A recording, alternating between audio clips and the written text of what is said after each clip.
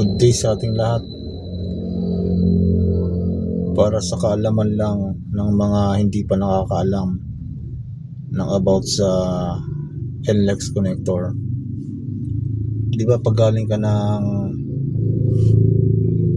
halimbawa Marilao, Mindanao Avenue, Balintawak, Karuhatan, di ba may mga toll gate na pagpasok doon? I-charge ka agad ng 79. Pag dumiretso ko ng NLEX connector papuntang Espanya or Magsaysay,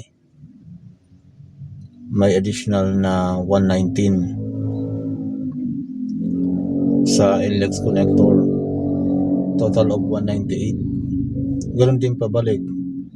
Halimbawa galing ka ng Magsaysay or Espanya, tapos papunta ka ng Bulacan, Mindanao Ave, Valenzuela, Balintawak, yung toll gate na dadaanan mo dalawa rin, sa NLEX connector at sa Valenzuela. Total of 198 pa rin, 79 tsaka 119. Okay yun, walang problema kasi may toll gate alam natin na china-charge tayo. Pagdaan natin makikita natin na china-charge tayo. Ang problema ngayon, yung halimbawa galing ka ng NLEX connector, Magsaysay or Espanya, yung 119 na yon, di ba, charge ko doon sa toll gate ng NLEX connector, 119. Yung 190 na yon hanggang C3 lang yon, C3 exit. Ngayon pag dumiretso ka ng Dagat-Dagatan or Road 10, may additional charge na 79 yon.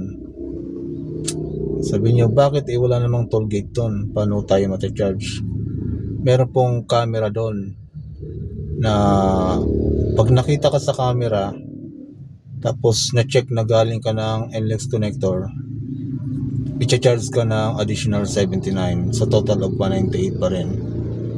Pero kung tutuusin ka, peraso na lang yun di ba? C3 to Dagat-Dagatan, sobrang lapit lang yon. Kahit ngayon pa Road 10 lapit lang. Pero may bayad pa rin na 79 yon.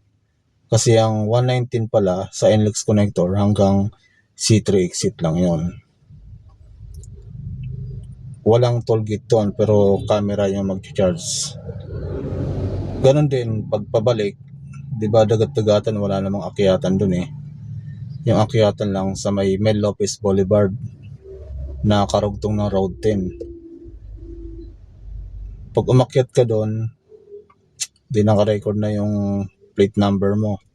Pag dumiretso ka ng NLEX connector, ang i-charge sa'yo sa toll gate doon, 119 lang. Tapos yung 79 sa camera din kinarge. Ganun po yun. Kaya sa mga hindi nakakaalam, ngayon po alam nyo na kung magkano i-charge sa inyo ng NLEX. Kasi lalo na tayo mga TNBS driver, mga taxi driver, mga nagpaparent na ang nagbabayad ng toll fee passenger, dapat i-charge din natin yon.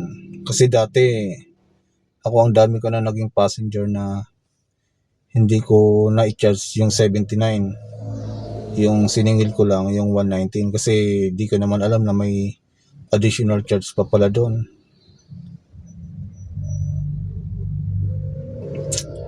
Ang problema lang kasi, bakit hindi nag-i-inform si NLEX sa mga dumadaan?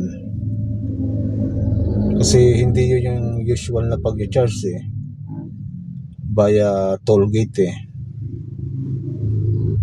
Dapat ini-inform nila na ganito, maglagay sila ng doon sa toll gate ng NLEX connector halimbawa, ang 119 po ay hanggang C3 lang. Pag dumiretso kayo ng dagat-dagatan or road 10, may camera po doon.